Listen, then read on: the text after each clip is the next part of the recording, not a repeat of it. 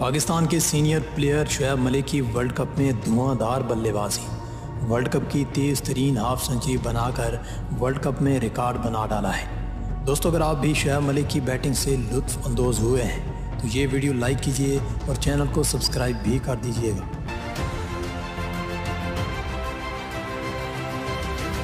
Scotland के खिलाफ semifinal से पहले पाकिस्तानी टीम ने 190 रन का पहाड़ जैसा हदफ खड़ा कर दिया है। इनिंग का आगाज़ इंतहाई स्लो किया गया, मगर शोएब मलिक की वर्ल्ड कप की तेज़ तरीन 50 और धुआंधार इनिंग की बदौलत पाकिस्तान ने स्कॉटलैंड के खिलाफ 189 रन बना डाले हैं। शोएब मलिक की इनिंग में 6 छक्के और 1 चौका शामिल था। सिर्फ 18 गेंदों पर शोएब मलिक ने तेज़ तरीन हाफ सेंचुरी मुकम्मल की तो भारतीय बल्लेबाज केएल राहुल का रिकॉर्ड तोड़ दिया। शोएब मलिक की धुआंधार पारी को फैंस इंतहाई पसंद कर रहे हैं। इस हवाले से कमेंट सेक्शन में अपने ख्यालात का इज़हार करें।